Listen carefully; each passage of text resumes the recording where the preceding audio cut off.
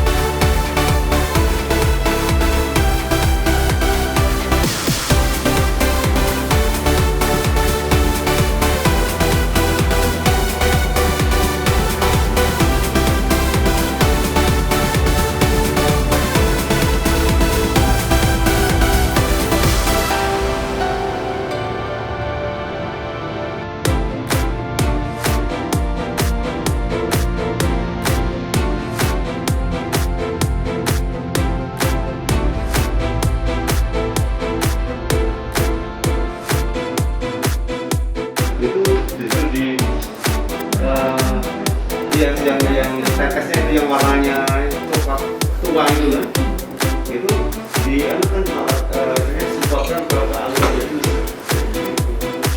tidak pernah, istilahnya tidak investasi, mulai dari untuk diatur untuk investasi dengan baku, karena diana oleh BUMDes juga ini kan. Keuntungan PG bisa mengeluarkan dia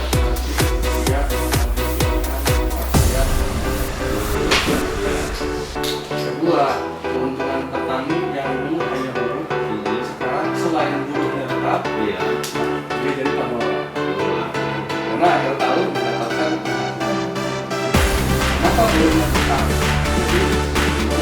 Mungkin kalau 1 hektar keluarga produksi dan nilai rupiahnya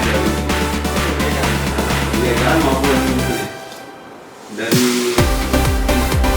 hasil kita ini pakai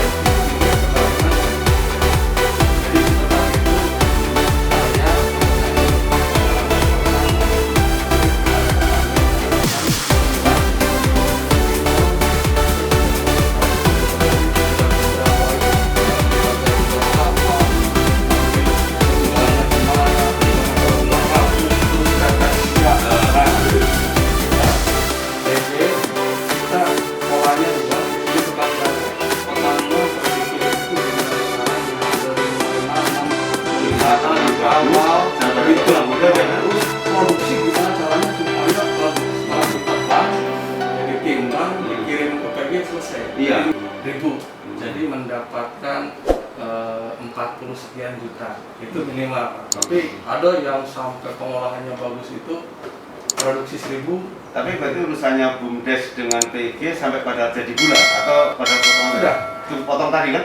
Potong. Iya. Tanggung jawab BUMDes itu memfasilitasi jasanya dari mulai mekanisasi pengolahan lahan, tanam, menyediakan bibit, saprodinya sampai pada gitu, sampai pengangkutan pada posisi timbang. Sampai itu. Nah itu si BUMDes itu berlaku usahanya menjual jasa penyedia sarana dan prasarana itu sampai PG. Nah, setelah itu PG membayar hasil bahan baku itu sesuai kapasitas dengan harga yang ditentukan 55.000. Saya bisa bayangin karena saya dulu sewa 1 hektar itu 6 juta. Biaya produksi saya untuk sampai panen itu 5 juta, 11. Saya jual 1 hektar, keluar sekitar 15 sampai 16 juta. Selisih inilah keuntungan saya kan gitu kan. Surat subsidi itu terpaksa dialihkan. Gitu. Jadi di saat mempersalahkan pemerintah, oh gitu itu jangan hanya menuntut hak. Tolong kewajibannya. So, saya kasih pupuk subsidi, saya usahakan, saya minta ke Pak Kadin, bawa SPPT-nya. Bayar belum? Lunas. Lunas Pak. Nah, alhamdulillah, saya dengan sama sudah Pak. Sampai pasangan Pak. Jadi keluar begitu ya. Subsidi ini kendalanya banyak Pak. Telat waktu, ribet, permasalahan ini itu akhirnya bisa jadi tidak terasa. Kita keluar banyak. Tapi kalau validasi subsidi tepat waktu, tepat biaya, di sini kita itu tidak ada. Ya harus kita agih pada saatnya mupuk, maunya makan, datangnya bersekian hari, nggak update lagi pada posisi kan gitu. Nah itu Pak yang lakukan. Jadi terkait kemitraan, alhamdulillah di sini keuntungan desa juga 470 kakak. 4 ya untuk tebu Pak, untuk mangga 100 kakak. Nah, untuk Serewangi banyak karena lahannya mau di mana saja, mau 1.000 ini, mau 2.000 berapa? Oh, di antara lu ya. Kelihatan kalau kades-kades yang visioner itu diskusinya bukan soal Perpres 104.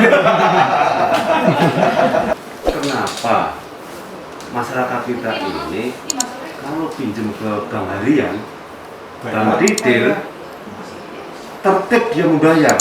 Pinjam hari ini besok udah kita pinjam bayar.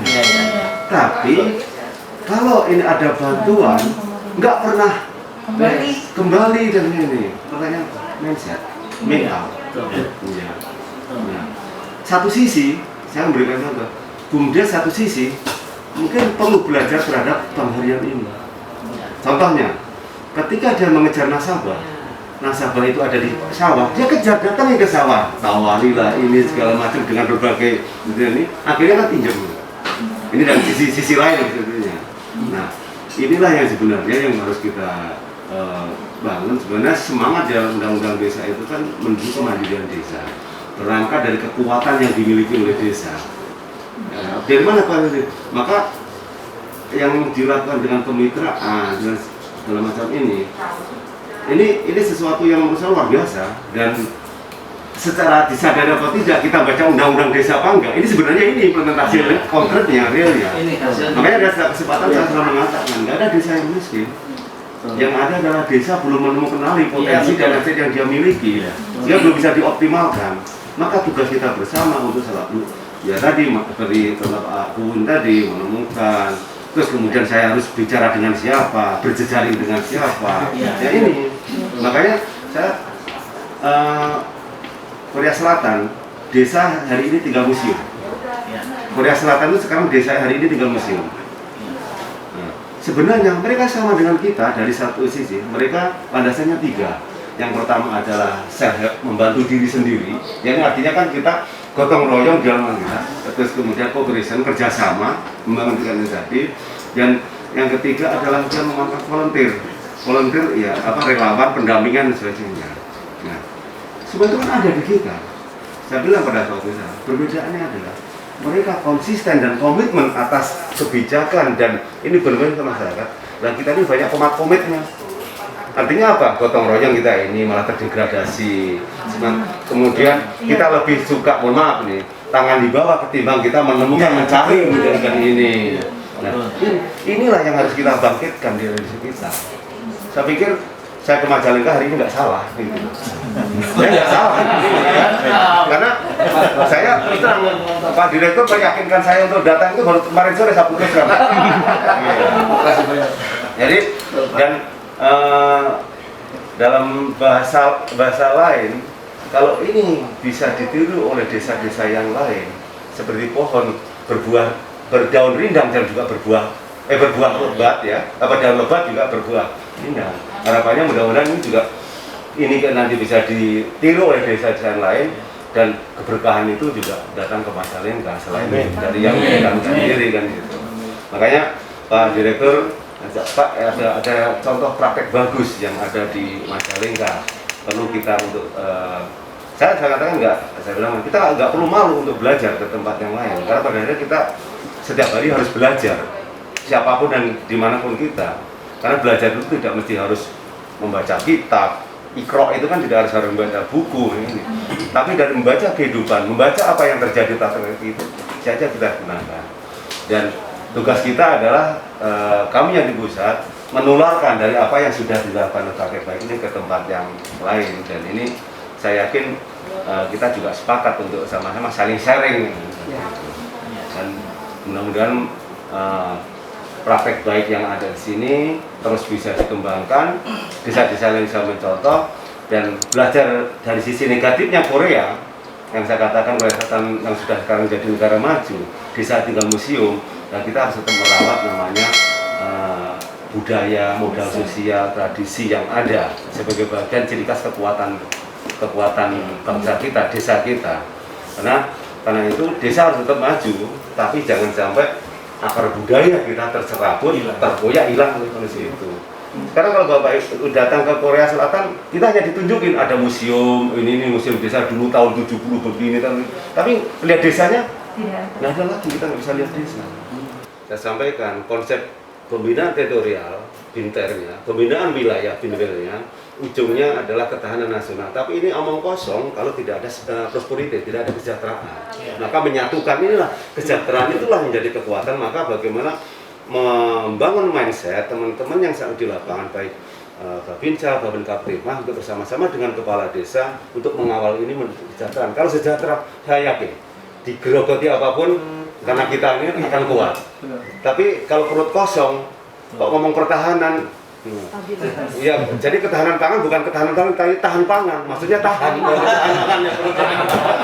Sehingga tentu dinamika di desa sekarang cukup tinggi. Maka bagaimana bersama-sama unsur dari TNI, unsur dari Polri untuk menyatu bersama-sama mengawal tadi. Nah, tadi malam Pak Direktur ngadain webinar terkait dengan restorasi justice. Kalau saya menggunakan bahasa lain forum perdamaian desa. Sebenarnya gimana persoalan-persoalan di desa itu tidak sedikit-sedikit lari ke hukum, lari ke laporan ini, tapi mediasi menyelesaikan masalah. Kadang itu persoalan sebenarnya itu bisa dilakukan dengan kearifan lokal, dengan adat yang ada, tanpa harus ada pihak yang dirugikan. Kalau persoalan ke peradilan kan yang terjadi kan ya siapa yang salah, siapa yang benar, siapa yang menang, siapa yang kalah. Tapi kalau posisi di desa kan kita coba solusi terbaiknya seperti apa. Dan ini saya pikir malah lebih menyelesaikan yang substansi ketimbang penyelesaian formal. Saya yakin kalau hanya penyelesaian formal menang kalah, belum tentu yang kalah ini juga bisa menerima secara ini. Tetapi kalau dibawa di dalam ruang yang di desa, ketemu sama-sama kita selesaikan. Ini suatu menurut saya yang bijak. Kalau tarik jauh ke belakang cerita keberadaan kepala desa atau jenisnya itu kan hakim perdamaian desa. Fungsinya bagaimana? Bukan hakim peradilan desa, hakim perdamaian desa. Fungsinya adalah menjaga bagaimana untuk terjadi perdamaian itu. Metodenya masing-masing saya yakin desa itu punya kearifan lokal, punya. Soal masih belum paham, yang saya yakin dalam ruang ini semua sudah paham ya. Karena yang nyinggung itu Pak Direktur yang lebih paham, Pak Direktur lah daripada saya.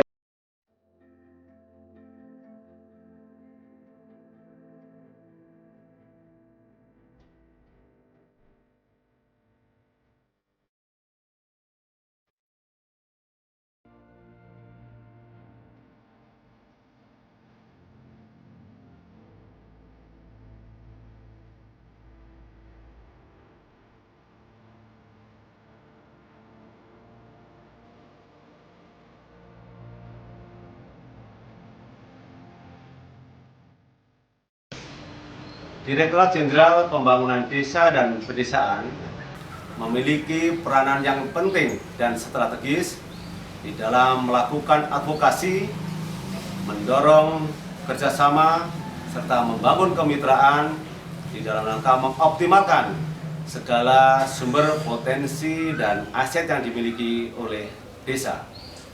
Desa Gelangsari, Kecamatan Jati 7, Kabupaten Majalengka, merupakan salah satu contoh desa yang mampu melaksanakan hal tersebut hingga hari ini desa tersebut telah mencapai desa yang mandiri. Karena itu, ingin kami sampaikan kepada seluruh sahabat desa, sebenarnya tidak ada desa yang miskin. Yang ada adalah desa belum mampu menemukan atas segala potensi dan aset yang dia miliki.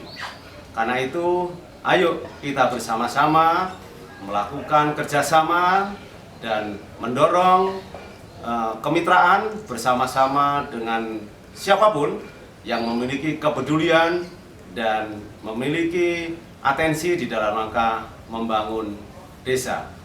Mari percaya desa, karena desa bisa.